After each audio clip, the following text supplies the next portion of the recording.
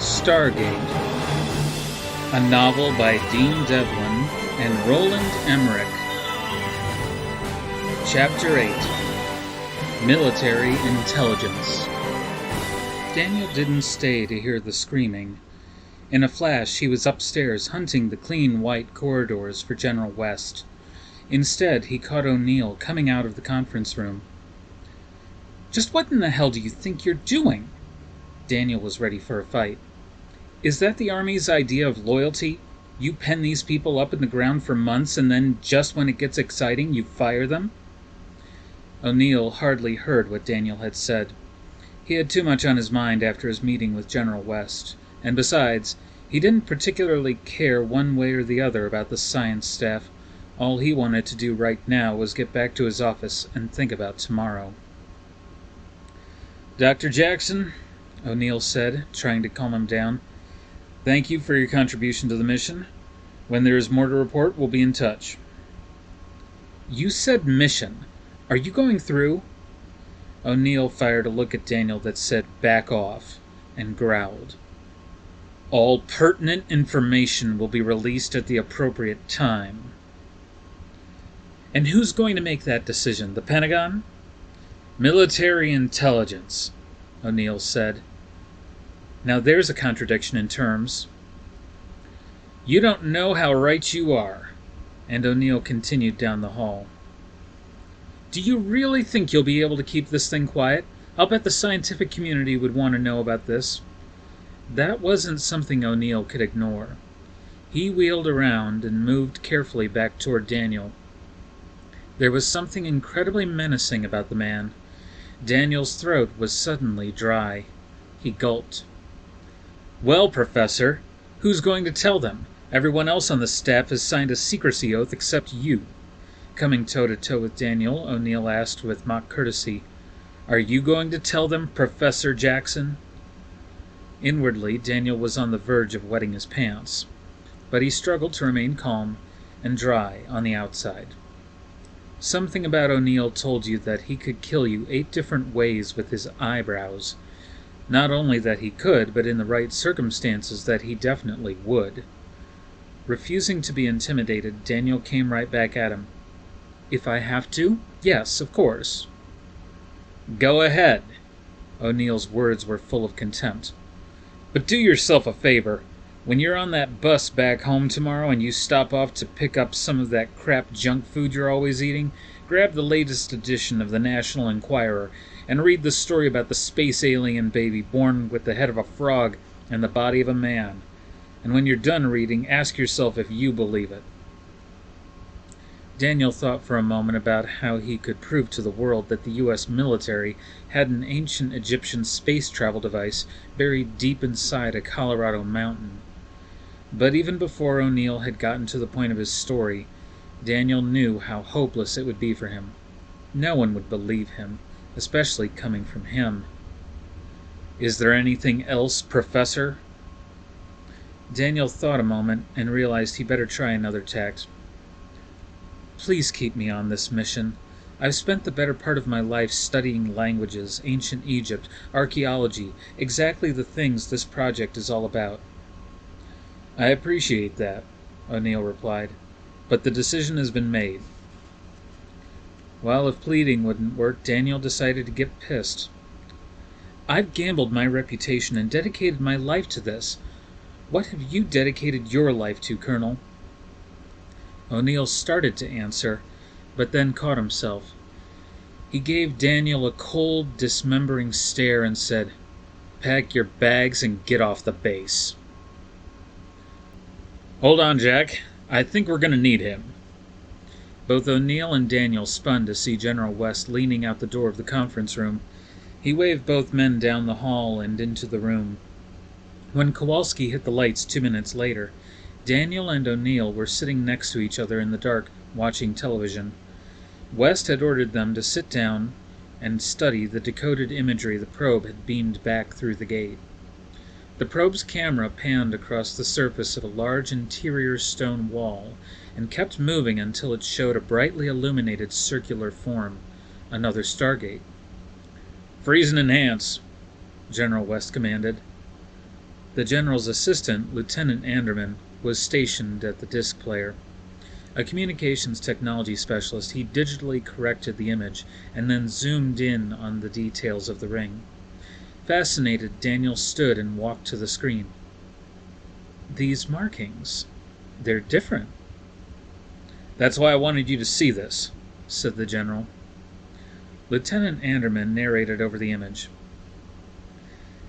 The readouts tell us it's an atmospheric match, barometric pressure, temperature, and most importantly, oxygen. West walked over and stood in front of the screen. He spoke directly to Daniel. We're planning a short reconnaissance mission. Nothing fancy. Survey the area inside a quarter-mile perimeter, gather as much information as possible, and bring it back. Anderman amplified. Once you're back on the other side, you'll have to decipher the signs on that gate and, in essence, dial back home, like a fax machine.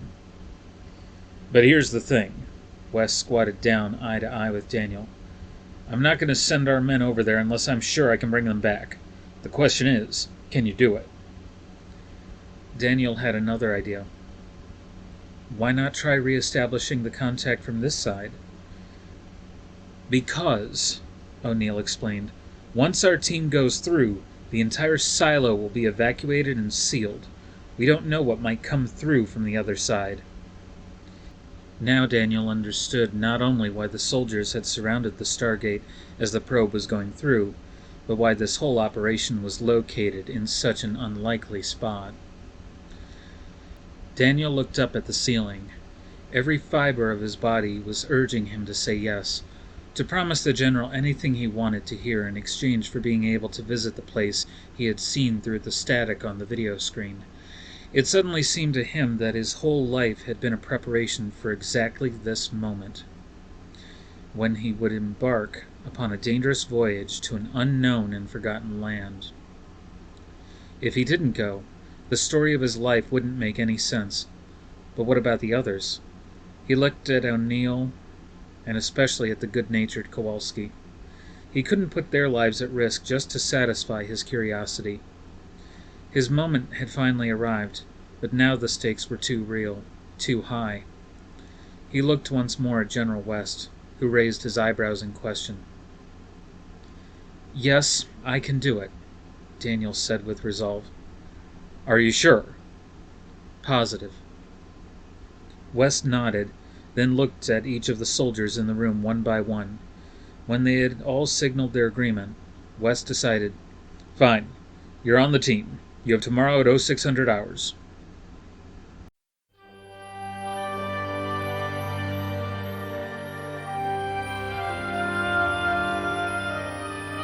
O'Neill, deep in concentration, sat motionless on a folding metal chair. A dim 40-watt bulb dangling overhead, he was studying the 9-foot-long section of Earth taken from directly below the Stargate by the Langford expedition. The pair of fossilized human bodies had been fused directly into the rock over 10,000 years ago, turned instantly into gnarled stone sculpture. The muscular corpses were almost perfectly preserved. The only damage came where the long scepters they carried had been chipped loose and taken away for testing, and several perforations in the bodies where genetic scientists had extracted DNA samples. But the twisted metallic skulls drew and held O'Neill's attention hour after hour. Since he'd arrived at the silo and taken over the project, O'Neill had spent many hours in the darkened room, contemplating the ghoulish artifact. It was the only way he had to prepare for what might still be on the other side of the Stargate. It seemed to him like a strange mirror, reflecting his own fate, the way he would die. Every bone in his body told him they would still be there, that he would face these warriors at once so advanced and so primitive. Less than 24 hours remained before he would lead his team through to the other side and find out. It was not a good mission. The probe had made it through, but there was no evidence that humans could survive the trip. Even if they encountered no enemy forces, the chances of coming back from a thing like this were remote at best. And O'Neill's chances were slimmer still. Not only had West given him what amounted to a suicide mission, but O'Neill had no plans to come back. Before General West's men had left his home in Yuma, he knew this would be his last assignment. For the previous 22 months, O'Neill had wanted nothing more than to die. He had become a living zombie, exhausted, broken, empty in every way. More than once he'd loaded a pistol and wedged his thumb backward across the trigger. But he refused to do it. Not only would it probably kill Sarah, but his religious convictions wouldn't allow for suicide. Coming from a man who had been responsible for so much violence in his life, this refusal was truly ironic. The black sheep of a fine family, O'Neill was born with chaos and wildness in his heart. By the time he was 18 years old, O'Neill was brought before the court for the third time. A lenient judge gave him a choice. He could enlist himself in the Army, or spend a year in the Washington State Correctional System. He chose the Marine Corps, and from his very first day he proved himself to be an exceptionally disciplined and gifted soldier. After only 20 weeks, he applied for and won a transfer to the Marine Corps Combat Development Training Facility at Quantico, Virginia. There he was taught the finer points of infiltrating enemy territory, wilderness survival, political assassination, the manufacture and detonation of explosives, and how to blend chemical weapons from common materials. He rose quickly, being promoted to the elite Jump 2 company. Everything was going fine until he started going out on house calls, usually political killings that never made the newspapers. That's when O'Neill realized two important things about himself. He was a talented assassin who hated himself deeply for killing, especially when he knew they were innocent. He never complained, never flinched. He buried his conscience and learned to drink scotch. He stopped feeling altogether, earning himself the nickname Voodoo, because he seemed only to come to life when Jump 2 went into action. For 7 years, everything that was ever alive in him sunk deeper and deeper to the bottom. On the outside, he was the fearsome warrior who let actions speak instead of words. Inside, he was vacant. And that's when he met Sarah. She'd just graduated from a small Jesuit college in the area and found a job teaching school on the base. Mutual friends introduced them, and one thing led to another, although no one really understood what a fresh flower like her saw in the withdrawn, taciturn young corporal. She found him fascinating, and she made him laugh. They started seeing each other every day, and 2 years later, Sarah told him she was pregnant. O'Neill went ballistic, accusing her of doing it on purpose, trying to trap him into marrying her. Sarah responded by packing a suitcase and driving up to her parents' house in Boston. Only 10 minutes after she had gone, O'Neill made a disturbing discovery. He'd fallen too far in love with Sarah to back out now. 3 days later, in the middle of a blizzard, he showed up at her parents' house and waited all day in the car until she would come out and talk to him. For 6 hours they steamed up the Ford's windows, fighting like a pair of wet cats until, at 4:30 in the morning, they went into the house and woke her parents. O'Neill introduced himself, and then asked for their daughter's hand. In the 13 years since their marriage, O'Neill had never broken the promises he made to her that freezing night. Even that last day in Yuma, O'Neill remembered the commitments he had made. Standing in the doorway as Sarah wept hysterically, trying one last time to reach out and make human contact with him, O'Neill recalled that he had promised to love and cherish her only so long as he should live. As far as he was concerned, those days were gone. He stood there for a minute, trying to speak, wanting to say goodbye to her. Each time he tried, the words clogged themselves in his throat. Finally, he just turned and started walking away.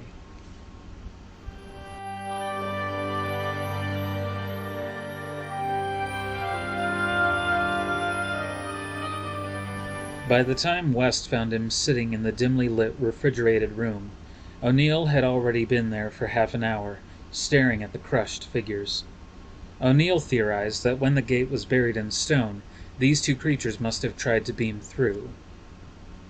He didn't look up when he heard the security door slide open. He didn't need to. He knew West would come looking for him. Our people tell me those things used to be alive, Wes said, walking over to the limestone slab. I thought I was doing this alone, O'Neill said at last. And you will, West assured him. As soon as the team completes their survey and returns, you'll be on your own. O'Neill was resigned to his orders, but he offered his opinion to West. The more people we send through, the greater the chances something's going to go wrong. And Jackson could be a problem. He's smart. He won't go along with this plan if he figures it out. Then it's your job to make sure he doesn't. They both stared at the twisted shapes a moment before O'Neill said, General, you've opened up a doorway to a world we know nothing about.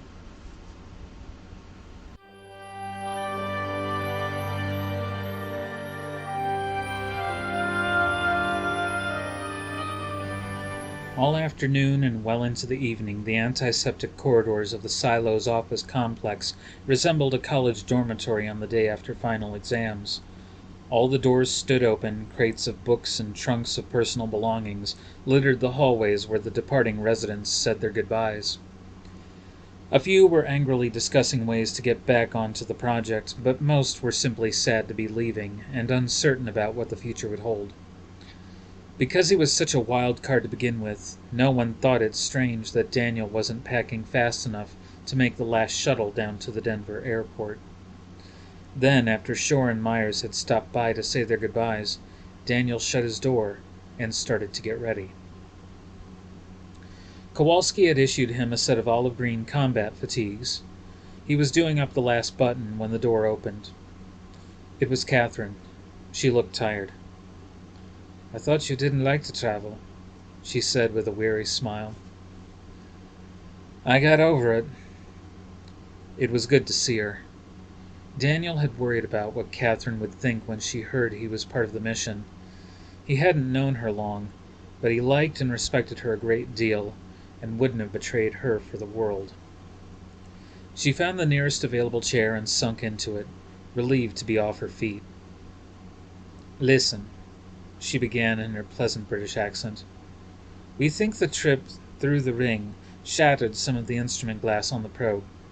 Just as a precaution, I've got some poor bloke down the hill at the Air Force Academy's metal shop building you a special case for your glasses. Making it out of lead. It should be here around 6. The idea of going anywhere without his glasses disturbed Daniel. He suddenly saw himself groping around blindly on a strange planet, and it wasn't a pretty picture. Thanks, that was really, thoughtful. Right, and I'm going to box you up a lunch. Catherine was poking fun at herself. Daniel smiled, then said, I've been thinking about what I said down in the booth. You know, about taking money from the military. Look, I'm sorry if that's not important right now. Catherine interrupted him. This is. She stood up, came across the room, and looked him seriously in the eyes. The first time I saw that ring being dragged out of the dust in Egypt, I knew something like this would happen, that there would be some incredible journey to be taken, and naturally I thought it would be I who would take it. But now I've turned into an old woman, so it's going to be you instead of me. Daniel started to say something, but Catherine cut him off. I'm glad. If it can't be me, I want it to be you. She reached up behind her neck and unfastened the medallion Daniel had always seen her wear. This was found with the Stargate, she told him. It always brought me luck.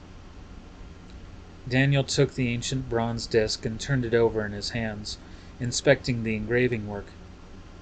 This is the Eye of Ra, an extremely rare and valuable piece. I can't accept this. Catherine reached out and put a hand on his cheek. Bring it back to me, she said before gathering herself to leave. Wait a second.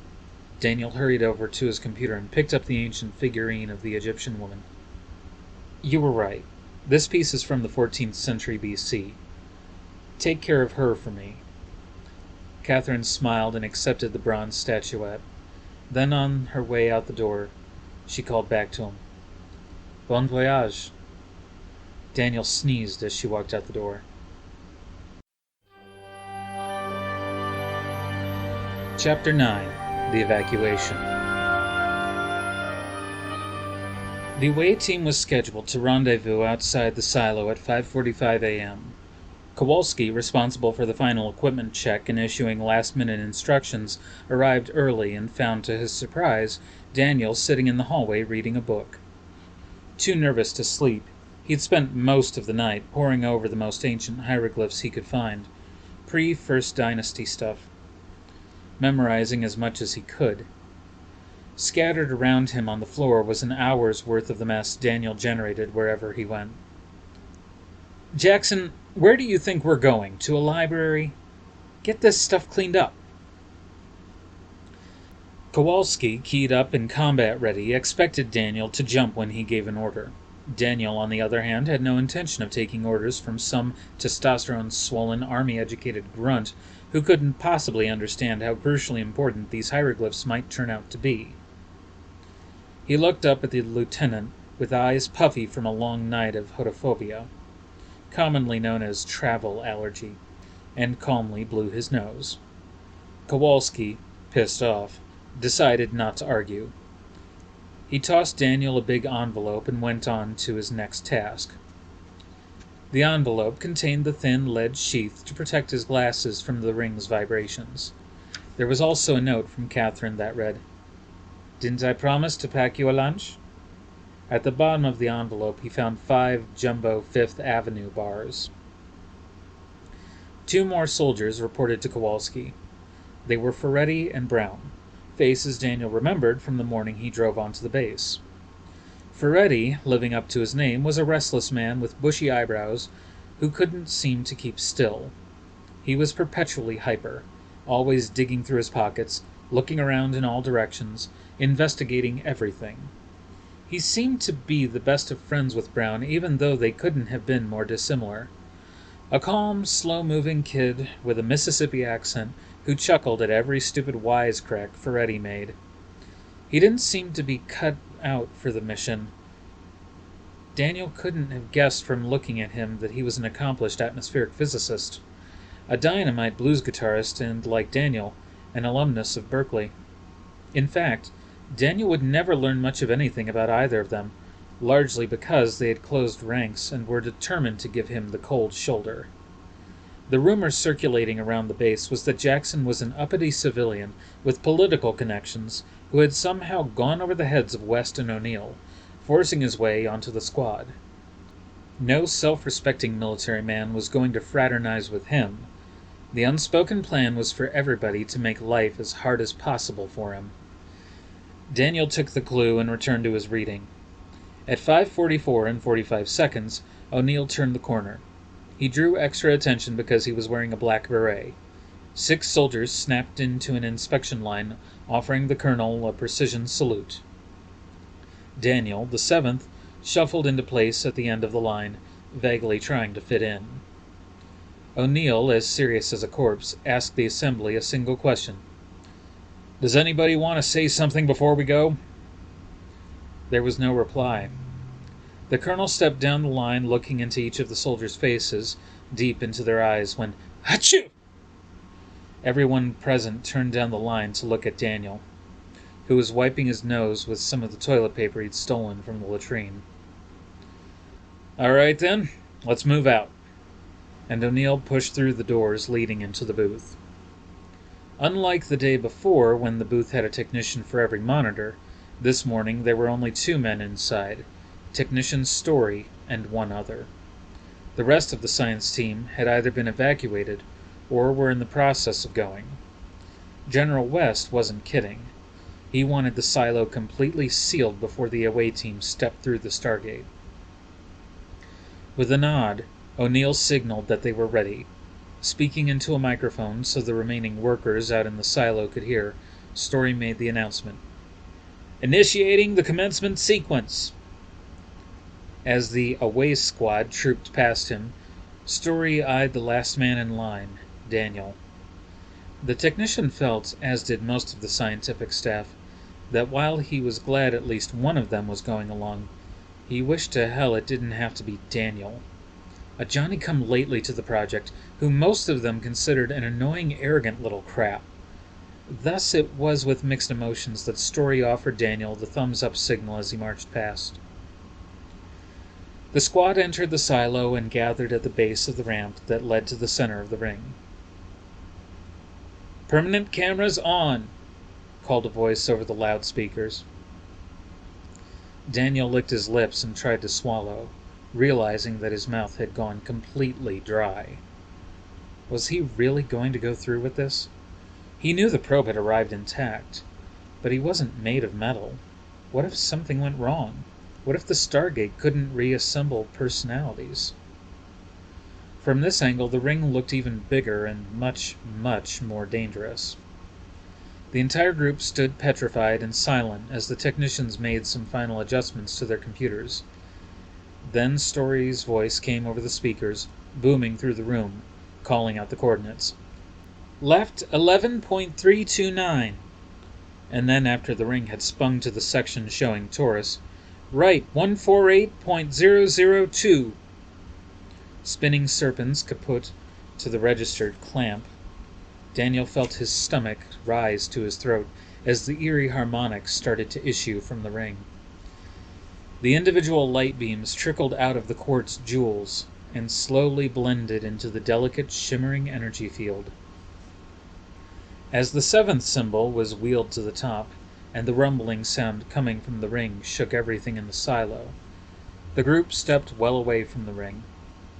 A moment later, the thin force field thickened and started to boil until it sloshed over the edges of the ring and then splashed violently out into the room.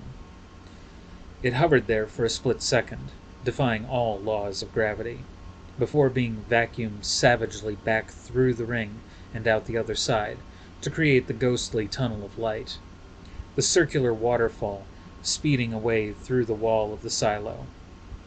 Now the deafening roar quieted as the Stargate began cycling through its harmonic progression. The technicians rolled a push cart loaded with equipment into place at the bottom of the ramp. O'Neill pointed to Kowalski and one other soldier. The two men went to the cart and steered it to the top of the ramp, putting them only a few feet from the gaping mouth of the ring. When the ring's harmonic progression reached its 12th stage, everything was ready. One of the technicians approached O'Neill and pointed toward the cart, saying something to him that Daniel couldn't hear. O'Neill nodded and shook the man's hand. Then both technicians jogged for the security doors, which locked down behind them. "Initiating the final sequence." It was Story's voice over the loudspeakers. "Godspeed," he added before he, too, made for the final elevator. O'Neill turned to look up into the big observation window of the conference room.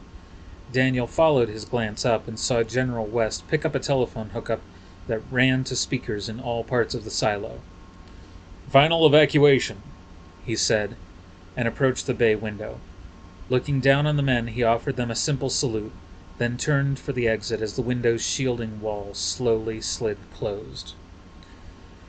The men at the top of the ramp had their eyes locked onto O'Neill, who gave the order with one finger, "Go." Using the handheld remote control, Science Officer Brown sent the equipment cart rolling into the energy field. As soon as the front tip of the cart came into contact with the energy field, it evaporated into a forward shriek of light. The violent speed at which the heavy vehicle was sucked through the ring sent a shock-wave of fear through the men who were about to attempt the trip. All except one. After a brief glance backward at his soldiers, O'Neill walked at a casual, even pace into the white teeth of the turbulent, sloshing pool. For a moment, he seemed suspended in mid-stride until his forward momentum was magnified a millionfold. He was gone. Kowalski ordered the next soldier, Regala, across the last 10 feet of the ramp. The soldier, nervous, tried to edge into the force field. Daniel winced, imagining half of the man being transported across the galaxy while the other part of him stayed here in the silo. Fortunately, the ring's energy quickly reached out, surrounded him, and took him whole. One by one, Kowalski commanded the soldiers up the ramp. Ferretti disappeared into a blur, and then Brown. Now only Daniel and Kowalski were left. The lieutenant signaled that he would go last, but Daniel froze. "No hesitation!" Kowalski shouted. Then he put his money where his mouth was and jogged up the ramp. Leaping into the center of the ring, he hung there for a split second, pinned to the shimmering surface of the energy before he was sucked through. Daniel walked tentatively up the ramp until he was inches away from the turbulent light. A deep, hollow clapping sound filled the room, the sound of the giant concrete doors closing high above him. The echo bouncing down the silo walls. Like a young pharaoh sealed inside his pyramid, Daniel was now the only soul left in this huge structure. He shut his eyes tight and inched forward.